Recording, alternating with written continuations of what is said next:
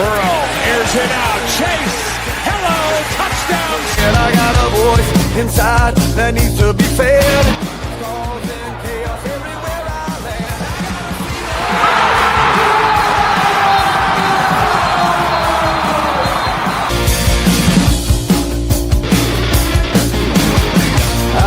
Are two of the best historically, just not thus far. Against these receivers. Making the Junkins again, and there is Smith rolling free, breaks a tackle. Ohio State strikes quickly. What's up, everybody, and welcome to Ohio Sports Talk. I am your host, Doug. That's the coach, Jordan Maxson, and tonight we are welcomed with a massive, massive guest, Denzel Burke of the Ohio State Buckeyes, National Champion Denzel Burke. Denzel Burke, how you doing tonight, man? Man, I'm blessed, man. Taking it day by day up here in Indy now, just getting ready for the combine and stuff like that. And that's awesome. We appreciate you taking the time here to join us. Talk to us a little bit about that. You know, you're in Arizona training. Now you're in Indy getting ready for the combine. What are like the final steps to get ready for, you know, some pretty important events in your life? Really just building on my foundation that I already built, continuing to get faster, and you know, getting ready for these interviews I'm gonna have, and making sure I'm just representing myself, my university, and the last name on my bag in the right way possible. Now, I love to hear that. We love to hear that because, you know, we've spent the last, four or 5 years now watching you play football at the highest level possible at the Ohio State University. You've had a tremendous career, you know, freshman All-American. You've capped it off with a national championship. Talk to us a little bit about your career at Ohio State. What brought you to Ohio State from a place like Arizona? Maybe what other schools kind of looked at you or you were interested at the time? Talk to us a little bit how you got to Ohio State. Yeah, man. So my process, I was in COVID year, so really couldn't take in-person visits, so everything was pretty virtual. My two schools used were Oregon and Ohio State. You know, I want to go to Ohio State because it's the best of the best. And the resume with the corners and what they do with the players, the development, and how guys are consistent in the league too. So Ohio State was the one for me. I wanted to be able to play against the best every single day and just continue to develop into elite corner, and that's what I did. 100%. You've throughout the years have just continued to build on, and now you can say, you know, national champion. So let me ask you this, because you've seen and played against some of the best receivers in college football, and now some guys who are even some of the best in the NFL, who's the best guy you've lined up against in your career? Off the top of your head, I know there's a lot of good players out there. I would say sum it up to five. Sum it up to five? Or, you know, just a couple guys that come to mind when we say the best guy you lined up against. Garrett Wilson, Marvin Harrison, Chris Olave Jackson, and Jeremiah Smith. All right, just because he's such a freak, a little bit about Jeremiah Smith, and then we'll move on. When he got on campus, was he ready to go that minute? Like to us, he's, you know, he looks the part. He's got all those skills, but did it take a little bit of time for him to be ready for that level of football, or was he ready to go the first minute he stepped on the field? Yeah, he was definitely ready to go the first minute he stepped into the building.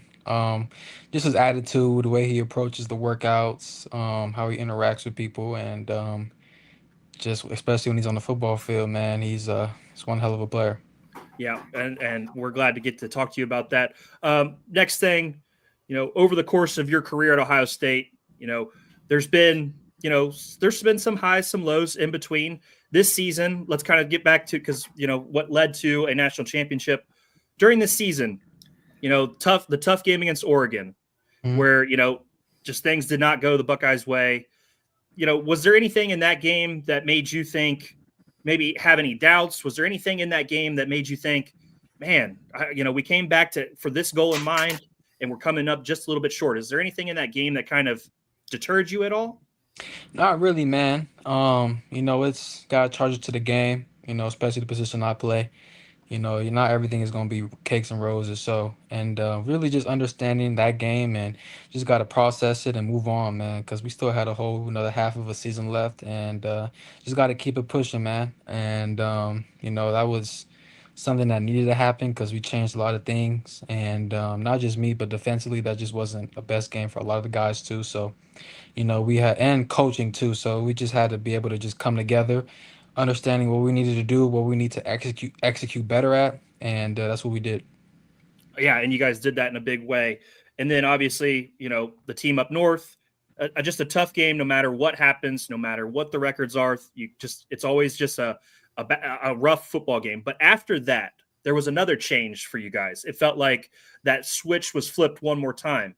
Talk to us a little bit about after the Michigan game, and then what led to that 4-game run where we saw some of the best defense probably in Ohio State history. Not history, but some of the best defense that we've seen at Ohio State in a long time. Talk to us about what that switch was, what flipped you guys there.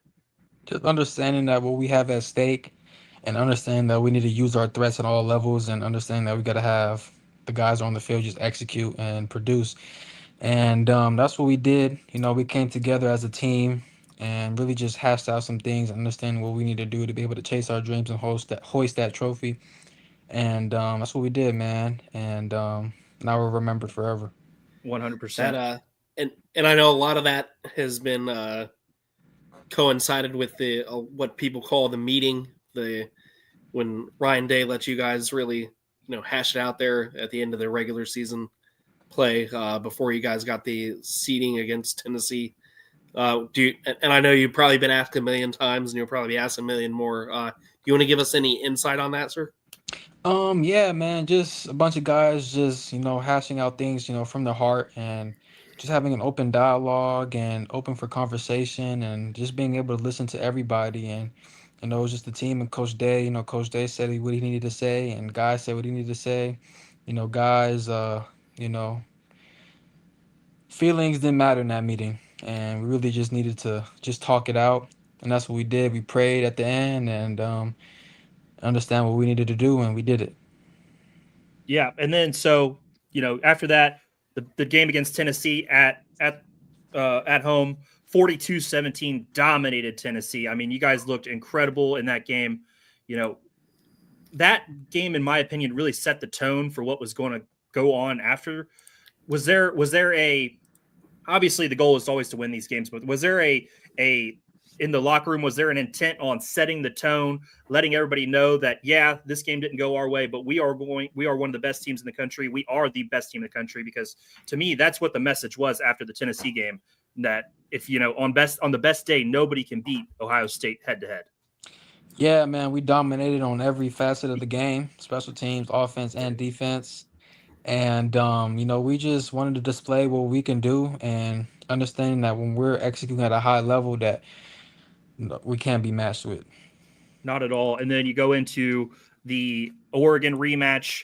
Any extra feelings there? I know, Oregon's not necessarily a rival yet, but it feels like it's kind of heading that direction. Was there anything extra on that game? After the way that you guys lost that tough one with the clock running out, was there any extra on that Oregon game? Because it felt like because the way you guys went out and handled business, it felt like it was a little bit extra. Yeah, it was like 34-0 in the first half. You don't see teams as good as Oregon get beat like that very often. You guys trounced them. Yeah, just a lot of, I guess you could say, a little bit of animosity, but at the end of the day, it was, we wanted to just go out there and play for each other and have fun, and understanding that the first game was a fluke, and even with the bad game that we all had, we only lost by 1 point, so we just knew that we couldn't be matched with, and that's what we went out and did. Yeah, you guys put a major exclamation point on that. And then the game against Texas, 28-14.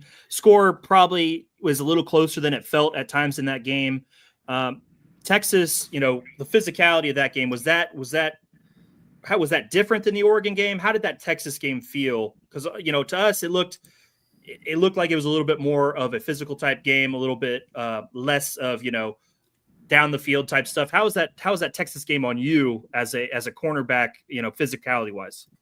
Yeah, it was a solid game. I kind of missed the second half. Had a little shoulder thing going on. But I would say that was the most matched team that we played. They came out with a great game plan. The running backs were good, the receivers were good. Quinn Ewers was making great decisions, and it was a solid game, man. They came to play, and but we're the Buckeyes, so we had to do what we had to do. Yes, sir. And then obviously cap it off the Notre Dame game, 34-23, national champions. Notre Dame marches down the field on that first drive, and the thing in my head was, and I'm sitting there texting Jordan while we're watching. Yeah. They've it feels like they shot their shot on the very first drive. Everything they had was put into that first drive and scoring. After that, you guys, Riley Leonard wasn't able to create the way he was with the feet. He, no disrespect to him, he's a solid football player, but his arm necessarily wasn't up to par with what it could be. And you guys really started to take advantage of the limited nature of Notre Dame's offense. Does that feel fair? Yeah, definitely feel fair. They had that first drive. Our defense, we're trying to get adjusted, see what they're trying to do, and Yeah. they're trying to run the ball with Riley and their running back, and that was a good first drive. But after that, we made some changes, understanding that what we need to do, contain the quarterback, get some pressure, and just guard the receivers. I mean, they really weren't really a factor. But what was his name? Greathouse. Yeah, he was Greathouse. solid. Yeah, he got going a little bit late. Yeah, he had a quiet game. He's a solid receiver. But we just handle business and understanding that we just got to play 4 quarters. And they started scratching at us a little bit at the end of the second half, which I really liked too. They came to play. They weren't giving up. So it was a solid game. It was a fun game. But we just played better. 100%. One of the greatest runs of my fandom. Watching you guys get to hoist that trophy. What's that like? Because you spend all this time there. You're working your ass off to get to this point in your career, and then you finally reach that moment. You're a national champion. You are a legend at Ohio State. Talk to us a little bit about that feeling and going. You can tell yourself a national champion for the rest of your life. What was that feeling like? Yeah, it was crazy feeling. Just to be able to hoist that trophy, for the state of Ohio, for Coach Day, for our brothers, we came back for that moment. I was extremely happy, man. I couldn't get my smile off my face. Just so happy for my brothers. And once again, happy for Coach Day and my coaches, man. It was really awesome, man. Incredible moment. A moment that I will never forget. We've been lucky enough, Jordan and I, to see 2 national championships, now a third with you guys leading it. Jordan, any questions on that run? Anything before we kind of transition to the combine? No, I think it's just going to be one of those runs that'll go down in history as one of the greatest runs, if not the greatest run, especially in the expansion era. You look at the first time in Ohio State, Lightning struck twice. They went to a 4-team playoff format. Ohio State hoisted the trophy. We went to an expanded 12-team format, and Ohio State again. And you guys, you beat six of the 12 teams in the field. The Ohio State Buckeyes held wins over. So that's something else that even in a regular season, you guys beat teams that were in the playoff run. So that's just absolutely phenomenal. It's just something that you don't really get to see too much of. And I love the fact that, year one in the expansion that you guys came out and handled business, and that you guys all came back your senior season in a day and age where you don't see that a lot. And I love that you said that, you guys came back for your brothers, and you guys came back for the bond and for the team and for the coach. And that you don't see that a lot in this day and age in sports, especially in NIL era, where teammates do that for each other. So just seeing the bond that you guys had, and just seeing the absolute, just the culture that Ryan Day and the culture that the seniors brought, and really, put down and laid a foundation moving forward for the Ohio State Buckeye program for the football side. We can't thank you enough, Mr. Burke. It was a pleasure to watch. It was a pleasure to cover. We got to talk to Coach Jim Trussell a little bit too during your guys' run. He came on our program twice, and and he really harped on that too. Just the united bond that you guys had, something we really haven't seen in many years. So that's just, I want to cap it off on that. That's just something that I can't say enough of it. I was just thoroughly impressed, sir. So, I appreciate you guys, man. Just covering us and being Ohio State fans, and we did it for y'all, man. We did it for everybody in the state of Ohio, and yes. I'm glad we made y'all really happy, man. No. It's been a pleasure getting to watch you play football. Jordan, let's transition though. Denzel, you've got obviously the combine coming up this week. I believe DBs and tight ends start on Thursday, correct? Yes, sir. Okay, so talk to us a little bit about your preparation and what it takes to get ready for the combine. I mean, I know 40 time is so important. Your vertical, all these different measurables are so important. A lot of this affects your draft stock. A lot of this affects where you get picked. Talk to us a little bit about that preparation and what it takes to be ready to go at your peak, during the NFL Combine. Yeah, man, just continuing to build on my foundation, getting faster, getting stronger, getting more explosive, and just being in the moment and enjoying the process too. Because a lot of these opportunities, a lot of kids, young kids, they want to be in this opportunity. Some didn't get invited, and so I just got to be able to take this to the full advantage for real, and really just have fun and just do my thing, man. Looking forward to running, doing the drills, and just competing, man. Of course, competing is the first and foremost always. Just throwing it out there. What is your expectation? What are you expecting to run, at the combine? If you could give us that, a little inkling there. We know you're Um, fast. We know you're quick, man. yeah, I think I'll be running high 4.3s, low 4.4s. So Nice. looking Love to, that. looking to go out there and showcase my talent and showcase my speed. And then, on top of that, do you and your team get into, draft position and anything like that before the combine, or is that something you guys really lock into after the combine? So, like, what do you mean, like Like, team? are you, draft projections, things like that? Like, hey, we're looking to, we could maybe go here, or do you really lock into that kind of information after the combine? Yeah, really just Draft after the stock and draft combine. status and that kind of thing. Just looking for the combine. For me, I love the game so much, so I just want to be able to be blessed with the opportunity to just continue to play football, man, at a high level, and that's what I look forward to do, man. Of course, of course. Jordan, any thoughts there on the combine and everything that goes into that hard work? No, it's a great tradition.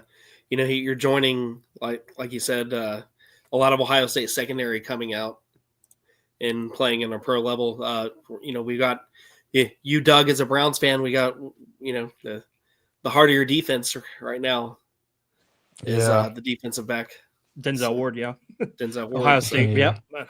So we Wouldn't mind adding another Denzel to that secondary, to be honest with you. I would not mind adding one more Denzel back there. He's a Cleveland fan. I'm a Bengals fan. I wouldn't mind seeing some Denzel Burke in stripes, but I wouldn't mind either. we could tug it all day. But definitely just join. I think just joining an elite club. It's the combine is such a great thing.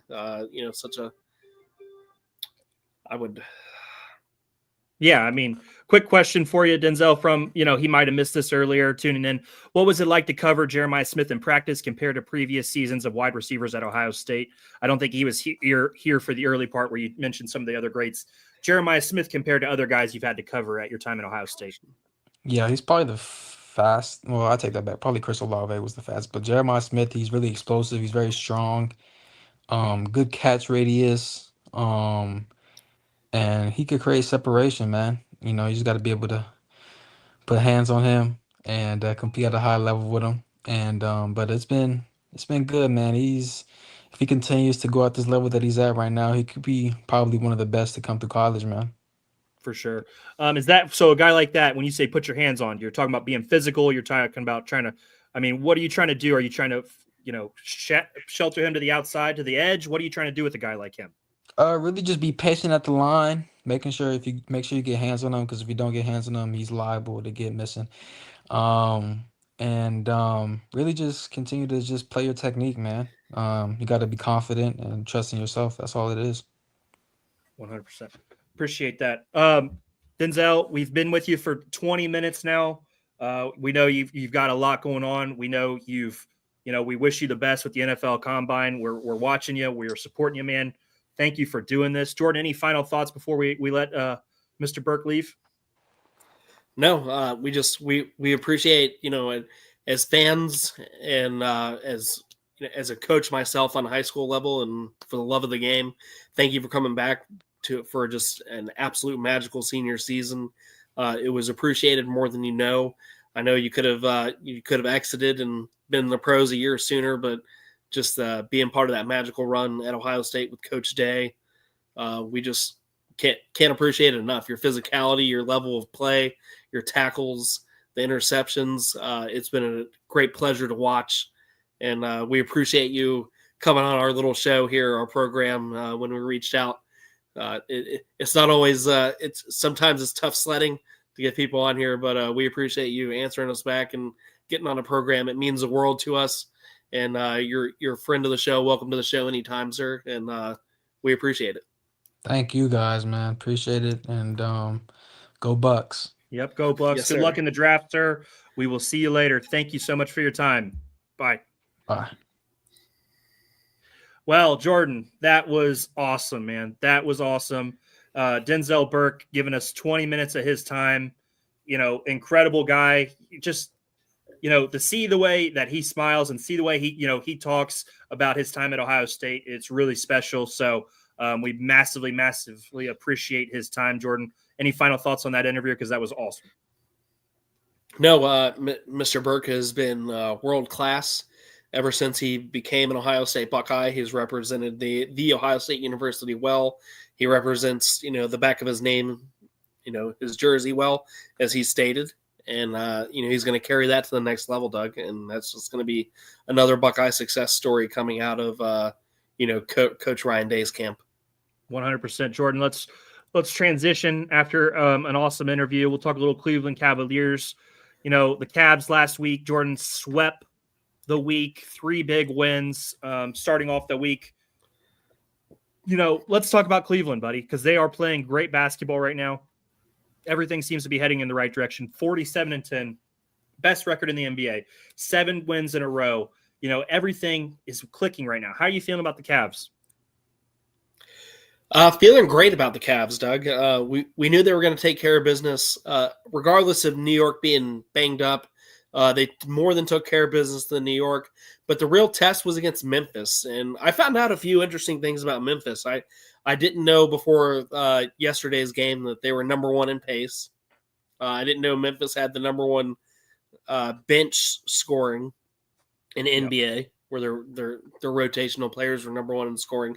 So to see us, match up against a team that is, worthy Boston-like, I would say. I know Memphis is far from being the Boston Celtics. I'm not saying that personally. I'm just saying you look at their pace, you look at their bench players or role players, and to handle business against a team like that, that's what you want to see.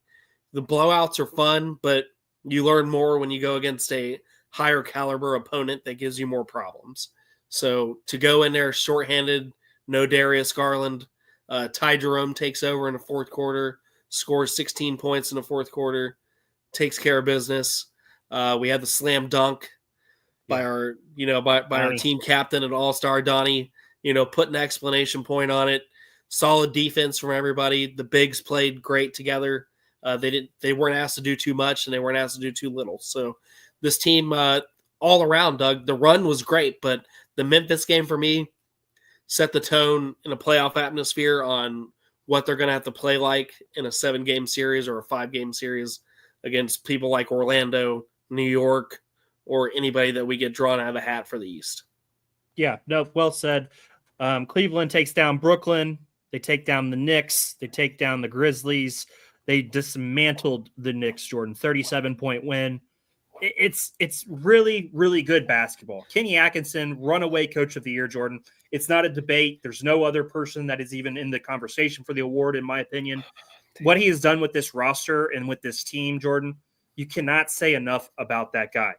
Awesome so far through 57 games. Jordan, Mitchell's averaging 24. Darius Garland's averaging 21. Mobley's averaging 19.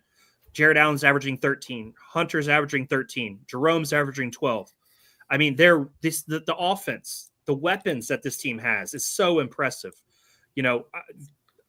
Today, we're talking about Ty Jerome and not being able to keep him next year potentially because of the money. I'm happy watching him play this year, Jordan. I don't want to worry about next year. I hope the Cavs front office can make it work somehow to keep him around. He's that good. He deserves to make a lot of money, but sometimes winning and friendship and chemistry and all that kind of stuff outweighs that extra money sometimes. I hope that's the case for Ty Jerome. But this team, Okoro, Wade, Strus, those extra role guys, they're all playing good basketball. This team is in a good spot, Jordan, heading into this week. What are your thoughts on the roster and things like that, how they've meshed together? All eyes are going to be, stop me if I sound like a broken record. It's going to be Friday's game against the Boston Celtics are going to tell me everything we need to know post-trade. You're putting it all on Friday. I'm putting it all on Friday for the measuring stick going into the playoffs because this things happen, but I'm just going to come out and say it. If you have to be confident in our team here, the David Goliath story, the Rockies story, it's going to come down to Cleveland and Boston for the East. Is it? I mean, are we confident enough to say that that's? To me, it feels that way. It does feel that way. That's where the war is clashing, but it almost has to be. But for me, it's going to be if the Hunter trade and the team's health is going to come down to Friday's game because we didn't see Hunter play against Boston yet because we didn't make the trade, and the two players that we departed with, combined for 3 points in the last game against Boston. So Karis LeVert had 2 points and goodness gracious, Niang scored laid Easter egg. So he scored 0 points in the last game against Boston. So you really look at those guys that departed, and we got Hunter now. So and we got Dean Wade back, and we have Isaac Okoro back. Those guys didn't play in the last Boston game. So I want to see the healthy back end of the roster, completed with the trade, and see where we're really at for a 7-game series against Boston. Of course, this week they've got Orlando on Tuesday on TNT. They are at Orlando, and then Friday at Boston to finish the season series against Boston on ESPN, and then Sunday night on NBA TV against Portland. Jordan, what do you think the record is by the end of the week? 3 games this week. What do you think? I think we're going to do it. I think we're going to go 3-0. I think we're going to go 3-0, extend the game to now the 3rd double-digit winning streak of the season. Awesome. I think we beat Orlando. I think we play Portland well. Boston's a little weaker at home. I think we beat Boston also. This time. I think Mobley's going to get over that Kristaps Porzingis hump. He struggles with him for some reason. I think it's just because Kristaps matches up really well with him size-wise and is able to do some other things. But it's going to be a fun matchup. But we got to win Tuesday night to keep that win streak alive going forward. So some big games. The Cavs are playing great basketball. Love watching this team play, Jordan. Let's keep it going. Next on the agenda, Jordan, college basketball. Oh, man. Some tough results this weekend, Jordan. Where do you want to start? We'll start in the sad news. The longest winning streak. There's a lot of sad news. There's a lot of it. But we'll start in the MAC. Give me a little MACtion news. The longest winning streak for NCAA Division I basketball came to an end on Saturday night. On Saturday. Is that our fault, Jordan? Did we jinx that? I felt like we put a little pepper on it. So we could have jinxed it. But Akron falls to the Ohio Bobcats by 17, Jordan. 17 to snap the longest winning streak. Akron now moves to 21-6, 13-1 in the MAC. They are still going to go out to win the MAC regular season, but a little chink in the armor, man. A little weak spot for the Akron Zips. Quick shout out. We've just reached 1,000 live viewers. Thank you. If you did not get to see the beginning of the show, check out the first 21 plus 22 minutes with Denzel Burke. Thank you guys for being here. We're recapping the college basketball weekend. Akron goes down, Jordan, like we said. Just, they just couldn't hit the shots when they needed to. It was a struggle for them offensively, Jordan. And when you're not hitting shots, this is what happens. You can get beat on any night, and that it got caught up to Akron on that one. On Friday, let's talk about Friday before we move on to the where the news really gets worse. Bowling Green upsets Toledo 69-68 in a big win for Bowling Green. Toledo needed that one and was not able to come up with a game winner by Campbell, who had 23 points. Dayton loses to Loyola Chicago 76-72. Dayton tries to make the comeback late, and they are not able to. Some questionable calls down the stretch. But if you don't play bad basketball leading up to that stretch, Jordan, you can't get beat by bad calls. And Dayton did not play well enough to win that game down the stretch. Nate Santos had 18. I thought he played really well, but, just some bad fouls by him throughout the game. And this team just is blah this year, Jordan. Yeah, they're going to win 20 games. They're going to, finish in the top 5 in their conference. To me, Jordan, it's not good enough. And I'm tired of the complacency from the UD fans that just sit there and think everything is fine. I had somebody tell me that they're going to play in the NIT this year, and that's great. No, dude, fuck you. Like, that's not good enough. And I'm so tired of that, and I'm sorry for using the F word there, but it is not good enough. It's not good enough. We got through a half hour, Doug. Anthony Grant, it's time to move on. If he wants to be the GM of the team, if he wants to lead the team that way, that's great. I would love to have him in that role, but this team needs a new voice. We need to rebuild the NIL. We need to rebuild this team. I think there's some good players on this team, but I think it's time to restructure the Flyers and move on in a different direction. Anthony Grant has made the playoff or the NCAA tournament. If you count 2020, Jordan, he has made it 2 times, and this will be his 8th season. 2 for 8 is not good enough. It's simply not good enough. I don't care that it's just Dayton, Ohio. With Dayton, Ohio's resources, with the Flyers backing, with selling out the arena, almost 14,000 people, the results should be much, much greater, and they are not. And I'm sick and tired of people thinking it's okay just to be mediocre and get by. All right, we'll move on from there. Sorry. All right, you're good. Next, Cleveland State beat Detroit in a close one. Wright State lost by 4. Some tough results for the Ohio boys. Youngstown State got beat by 10. Miami of Ohio, though, beat Kent State in a good game. Suter for Miami of Ohio can score really well. He had 22 points. He's the guy who had 40 earlier in the season. Any thoughts on those, the Maction and mixed in with the A-10 and that kind of stuff, Jordan? No, I was just shocked about the Akron loss. Everything else I was on board with. I wasn't too surprised there. You summed up Dayton enough, so I won't circle back to that. I mean, if you want to be nicer than me, yeah, you can. You can be nicer if you want. No, we're good, brother. Miami of Ohio, good to see. I'm always rooting for those guys. All this is right in our backyard. Essentially, when it comes down to the dance time in March, and a couple of these teams might be playing in the first 4 in, first 4 out right here in Dayton. So right where we're at. So it's all coming to a clash really soon, Doug. It's right around the corner. Saturday, Cincinnati Bearcats beat TCU 75-63. Dylan Mitchell with a big double-double, 12 points, 13 rebounds. That was a nice win for Cincinnati, who's 16-11, 6-10 in conference. It's going to take something special for them to make the tournament. And then on Sunday, Jordan, what are we going to call? What do we want to call it? Letdown Sunday? How do you want to word it? Letdown Sunday is perfect. I was in bed with the flu, so Letdown Sunday, perfect. I can't believe I wasted my energy trying to watch the Ohio State Buckeyes basketball team go through what was it, like 4 minutes and 45 seconds that both UCLA and the Ohio State Buckeyes didn't score a bucket. Yeah, that was some I don't know, Doug. I've seen some backyard games go a lot smoother than that. There's just no excuse. Some of the sloppiest basketball I've seen. The offense of Ohio Division State, I level. It never looks like it's organized. It's chaos watching them play offense of basketball, and that's Diebler, man. I don't know.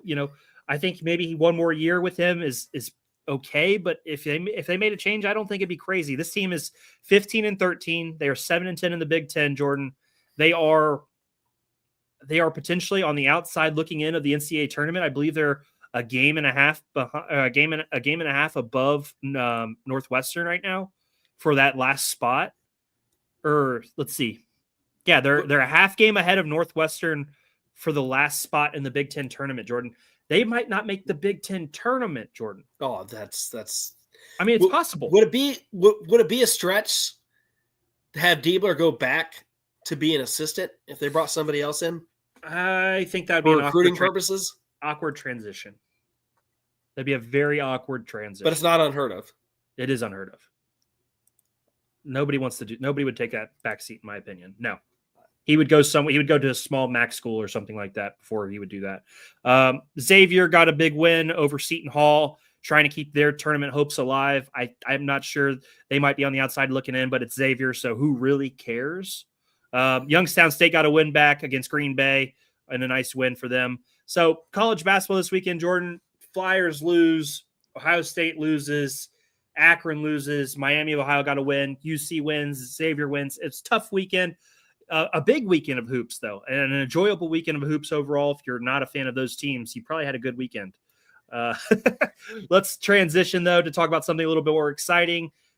FC Cincinnati wins their MLS opener over the Red Bulls. Jordan, soccer is back, man, and soccer is fun. It's just fun. Football, baby. Football Americano. Doug, and statistically speaking, we should have lost this game. That the Red Bulls in every statistical category outplayed FC Cincinnati. So the fact that we kind of pulled the magic trick, pulled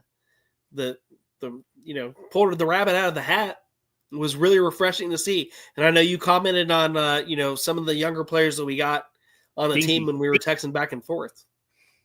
Think he's going to lead the MLS in goals, Jordan.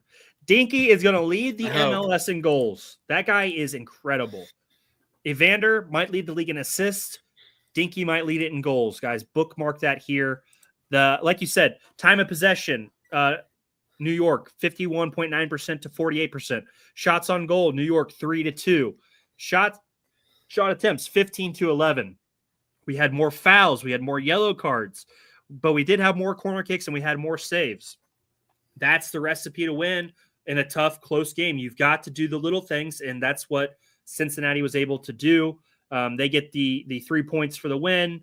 They have the +1 goal differential. The Crew has the Crew and the Philadelphia Union right now are leading the MLS.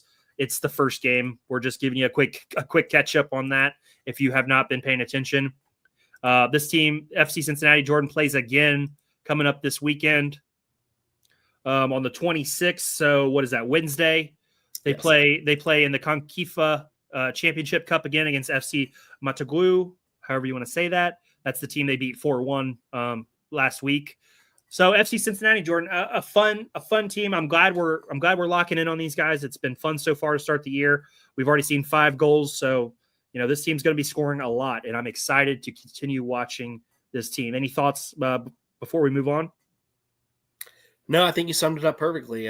We'll just continue to cover it, continuing to learn more about the game, and go on this journey with our fan base. 100%. Let's talk a little news and notes, Jordan. Baseball is officially back, Jordan. Spring training has hit in full swing. Ellie De La Cruz had 2 home runs on the first spring game. We've had, Austin Hayes. From both sides. Austin Hayes has had 2 home runs in the spring. Some good things early. Hunter Green gave up a 2-run home run.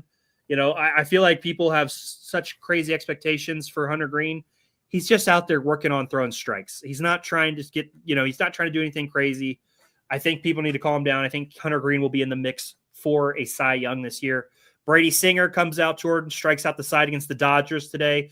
The guy we traded for Jonathan India. I think Brady Singer is a huge addition to this pitching staff. How you feeling? I mean, it's a lot going on. There's a lot of spring training baseball, but it's great to have baseball back, Jordan. I feel good. These are just small sample sizes. This is why I'm not freaking out, like you said. To freak out about, yeah. And these competitors know what they're doing too. So giving up home runs, I'm not worried about it right now.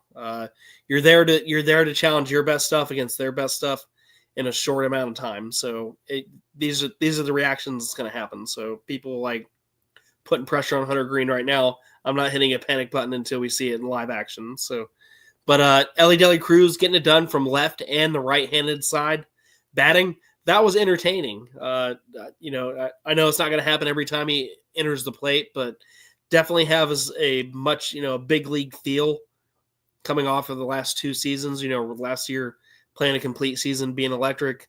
We know he's the face of MLB The Show coming up, and all the great things happening for the young man. So the price goes just up. Really happy to see it. The price does go up. The price goes up. I mean, we've been saying laugh about it, but the price is going up. The price has probably gone up about 100 million since the last time we made the joke last year, Doug. So get the organization, get it done, guys. Just sign the man. Let's get it done. Let's not quit talking about it and put the pen in action here. But really happy to see the catchers, happy to see the infield guys, meshing together with a new skipper. Everything sounds good. Everything looks good. This is the first season I can say I'm actually excited for spring ball, Douglas. Right. Definitely. And Jordan, we have big news to talk about on Thursday night regarding the Cincinnati Reds and Ohio Sports Talk. So we're excited to mention that on Thursday night. So please tune in at 9:00 on Wednesday night. Jordan, news and notes. Besides that, anything come to mind for you? I mean, there's a lot going on. We got hoops all the time. We've got the Cavs. Baseball's coming in full swing. We got through the hockey craze there. What else? Anything else come to mind before we keep it moving? We'll sum up a little bit more hockey on Thursday night. I know we have the Columbus Blue Jackets are playing a special kind of game this week over at the Shoe, playing an outdoor stadium game. So we'll cover that on Thursday. But other than that, no, I think we've hit everything pretty hardcore. Nope, I think it's been a great show, Jordan. We got to talk to Denzel Burke, National Champion, tonight for 20 plus minutes. If you missed that, please check out our YouTube channel after this. You can see the name of the YouTube channel below. That was incredible, Jordan. That was a great job by you keeping on that and getting him on the show. Excellent job. So, yeah, please go check out the interview with Denzel Burke. And the Cavs are rolling, buddy. The Cavs are playing good basketball. Another big week for our Cavaliers. FC Cincinnati, another game on Wednesday night. We'll be all over that. College basketball is in full swing. We're almost in March. We're going to have the Ohio Sports Talk March Madness bracket this season. So join in for that. That'll be fun. What else? We've got a lot going on. Thursday night, we've got a massive announcement for us. We're going to be dipping our toes in a couple new things. So great stuff coming our way, Jordan. 1,187 live viewers tonight. Thank you. We appreciate each and every single one of you. It's been a great run for Ohio Sports Talk, and we're going to keep building. We're going to keep getting better all the time, Jordan. I know you were feeling a little under the weather today. I appreciate you toughing it out. I appreciate you being here. Your work behind the scenes does not go unnoticed. Thank you, sir. Oh, thank you, Doug, and all the great content that you put out, and all the conversations and interweb conversations you've had over the weekend that I'm just now catching up on. I'm happy to see it. Some of it I'm really enjoying on the side, but let's keep the interactions going. Our fan base, we're most active on our X/Twitter account, whatever you want to call it these days. That's the easiest way to reach us directly. We love interacting. We love getting in conversations, having some tough ones, regardless of our beliefs on it or not, for players and where our organizations are, my beloved Bengals, his beloved Browns, where you think we're going to go here in an upcoming draft. Just interact with us. We're always kind of hopping on. If a big game's going on, we're always deep involved. So just keep us in mind and go to YouTube, hit that subscribe button. It's free. Definitely. We're approaching 600 plus. That's our next goal, our next milestone. Help us reach it. We'd appreciate the help there. And Douglas, I think that sums it up for me here. It 100% sums it up, Jordan. We just hit 1,200 live viewers. Thank you. Like Jordan said, go hit that subscribe button on YouTube. It means a lot to us. It's going to help us. We're going to keep growing. We're going to keep making this a better show. And we're going to get Jordan a sports background so he can act like he, instead we get at this wild, wild west ranch that he's working at out of. No, I'm just playing, guys. No, we're working on doing that for Jordan. Guys, this has been Doug with Ohio Sports Talk. That's the coach, Jordan Maxson. We will be back Thursday night with a huge announcement. Thank you to everybody who's watched the show tonight. Thank you to Denzel Burke. Happy birthday to Bronson Arroyo, who's given us the song to intro to our show.